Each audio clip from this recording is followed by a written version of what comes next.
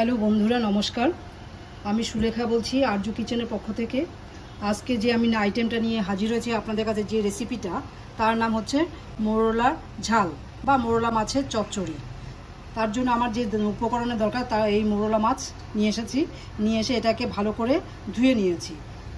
মাথা, লেজ সমস্ত কেটে পরিষ্কার করে ধুয়ে রেডি করলাম। এবার আমি এর মধ্যে ঠিক হাফ চামচ, মাছ আন্দাজে আমি হাফ চামচ লবণ দিয়ে দেব।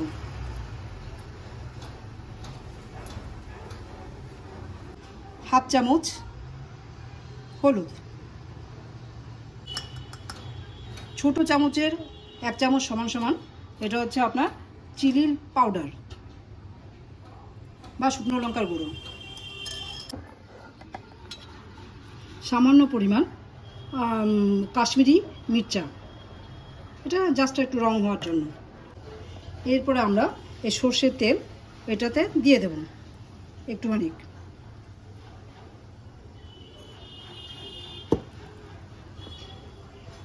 এরপরে আমরা দিচ্ছি যে কাঁচা পেঁয়াজ কুচিয়ে রেখেছি, সেগুলো দিয়ে দেব।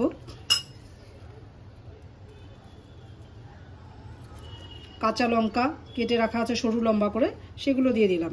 টমেটো কুচানো আছে, এগুলোকে দিয়ে দিচ্ছি। এরপরে আর কিছু নেই, এগুলোকে ভালো করে একটু মাখিয়ে নিতে হবে। তেলটা দিলাম যাতে মাছগুলো না কড়াইতে লেগে যায় এবং মাছগুলো সব একটার থেকে আরেকটা আলাদা থাকে। আমাদের মাছে মশলা মাখানো হয়ে গেছে। এবার আমরা কড়াইটা বসিয়ে দেব।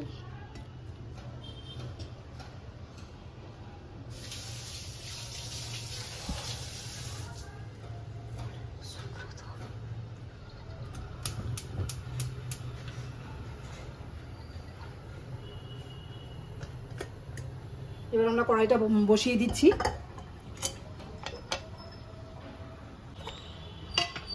এতে তেল দিয়ে দেব। আগুনটা একটু বাড়িয়ে দিয়েছি।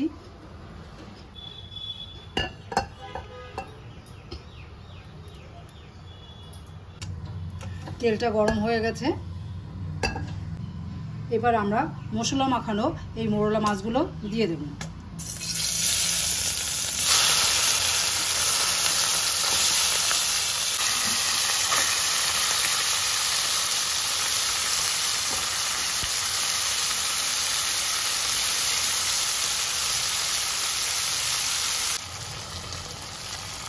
এবার আমরা মাছটাকে একবার উল্টে দেব।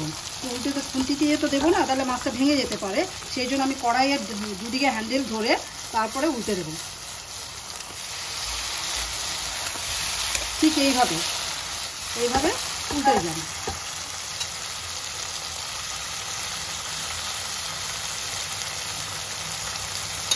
ঝালটা হয়ে গেছে, দেখতেই পাচ্ছেন মাছের রঙটা একটু পাল্টে গেছে, সমস্ত কিছু তেলটা আলাদা হয়ে মানে বেরিয়েছে।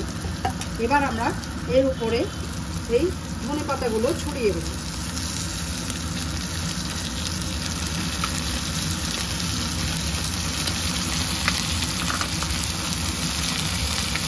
এবার আমরা গ্যাসটাকে অফ করে দিচ্ছি। এটাকে এবার আমরা প্লেটে নামিয়ে নেব।